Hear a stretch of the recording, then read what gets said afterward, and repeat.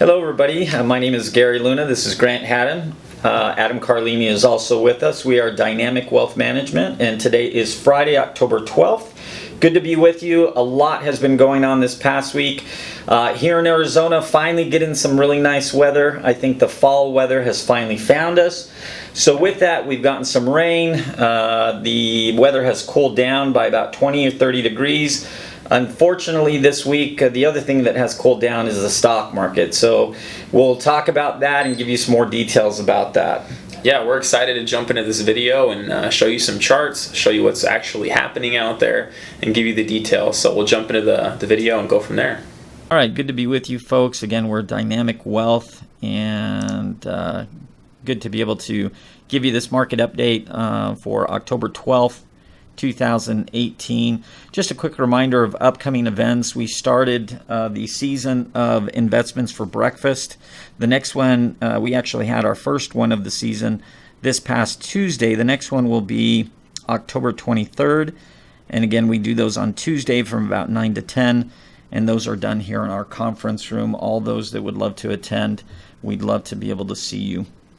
So let's start out by answering some key questions that appear to be on everybody's mind right here that we would like to make a few different points given what the market has been doing.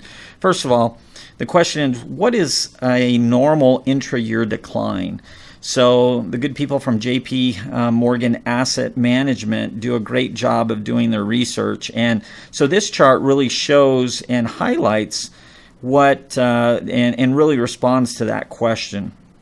So, for example, what we're seeing here is on the top on the bar chart, you're seeing end of year returns for the S&P 500 compared to the dots represent the intra-year decline to get that end of year return. So let's use an example. So for example, here you have 2009. 2009 ended up about 23% on the S&P 500. To get that 23% though, that particular year saw an intra-year decline of about 28% on the negative side. In 2010, to get 13%, you saw a 16% decline. So as you kind of skim through those numbers and dissect that information, what we're trying to show is that on average, according to their research, the stock market over the last 30-year period of time, 30-plus year period of time, has averaged intra-year drops of about 13.8%. So obviously the volatility that we're seeing now, which right now we're off of all-time highs about 6%, is very much within the normal range of what the markets do every single year. Here's another key question that we want to answer. When are higher rates bad for the market? And when we mean the market, we mean the stock market. So again, let's look at a similar chart research again from JP Morgan. What they did was they went back and correlated and looked at key aspects of the market. They looked at the S&P 500, and they correlated that to long-term rates, which they used the 10-year Treasury yield, and they did a rolling 2-year correlation. So every one of these points represents that 2-year correlation going all the way back to 1963. So bottom line, what they showed here is, and there's the line there, is the tipping point where they believe, at least by what the numbers show, represents maybe that point where higher rates begin to really pressure the stock market. In fact, they mention here that there is a positive relationship between yield movements and the stock market when rates are below 5% on the 10-year yield. In other words, when yields are below 5%, rising rates have historically been associated with rising stock prices, right? So that's good for stock market investors.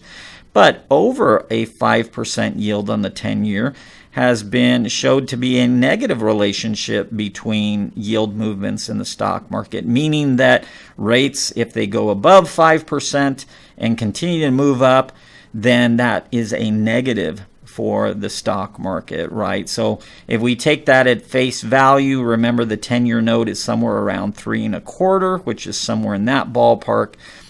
we have to, I guess, also understand that long-term rates have been low for so long, and so we got to take this with a grain of salt a little bit. But that's some interesting correlation when you think about what that chart is telling us. Another question that people are asking, they're saying, well, if long-term rates are moving, that must be because inflation is a problem. So we ask the question, is annual inflation a concern right here? Well, just yesterday, we had a consumer price index, which represents a basket of consumer goods and products as far as price movement, and we'll just cut to the chase, but the year-over-year change came in somewhere at 2.3%, and so that is very much below the long-term average of inflation, which is somewhere near about 3.3, 3.4 over the last 50 years. And so as you can see, over the last few years, we have been very close to 2%. We've been above 2% over the last several months. Prior to that, we had a good long period under 2. Here we were above 2, and then prior to that, from about 2014 through 2015, again, we were below. But I would still say that that's fairly tame as far as where inflation has been, as far as long-term averages as well. So with that, we're going to go ahead and turn over to the charts of the stock market and give you some more information. I'll turn things over to Grant. All right, let's jump into the stocks and the stock market. The first slide here that I want to talk about is the S&P 500 over the last year. Man, this was a wild, it's been pretty wild all year long. I mean, in 2018, to start the year, we had this big drop on the S&P 500, and then we came up, dropped again. Now, ever since April, we've had a consistent move here, but man, this last week was steep. Now, that being said, everybody calm down a little bit. Right now, we're only about 6%, 5.9% down off of our all-time high. So, we dropped beyond that, but as of right now, at the close, we're only down about 6% off the all-time high. So, not that big of a deal. We expect to have a few moves like this every year. We've already had 2 this year. So that being said, we're also coming into the more seasonal time of the year. The 6 months of October to April are generally much better months in the market than the summer months. So, all right, let's look at the trend. So this big drop, you notice we've been in this trend for the last, really the last 3 years, 2016, 2017, and now 2018. This upward trend has not been broken, and right now we're threatening to break it. We're on the low side of it. But that being said, we are holding in there right now. So that's a key level to watch for us to make sure we don't break through that. If we broke through that, we'd expect more downside. Take a step back. There's the S&P 500 over the last 20 years. And,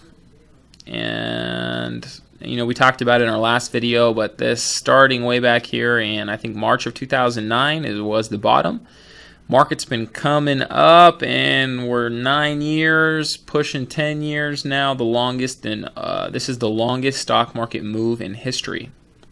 Now, that being said, when you look at it like this recent drop, yeah, you see it. It's going to be on there, but it's not huge. So we're still treating this like a normal fluctuation in the market at this point.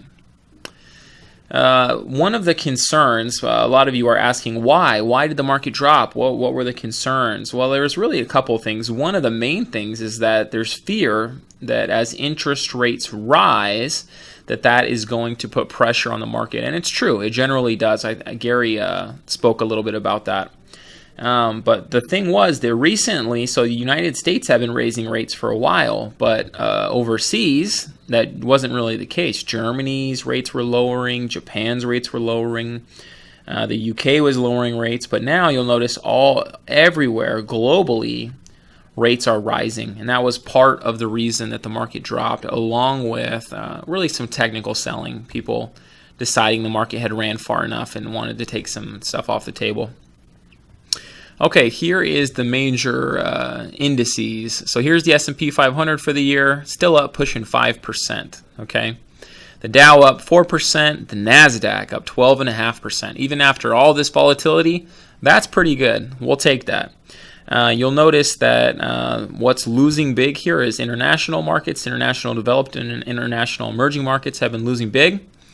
That's why we don't own any international holdings. We are still heavy on the United States side, and actually we've been leaning into technology as well.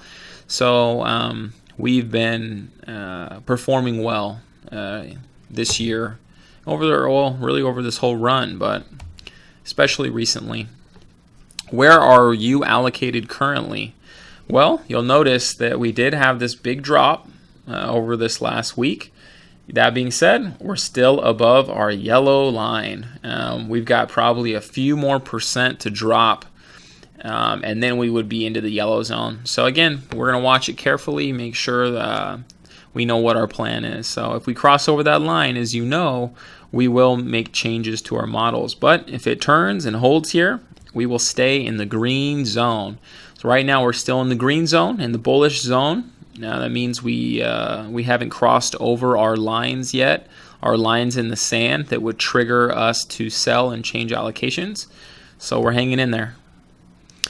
So what does the green zone mean? It means if you're a growth client, you're 100% in stocks and equities. If you're a moderate client, you're 80% in with 20% on the protected side.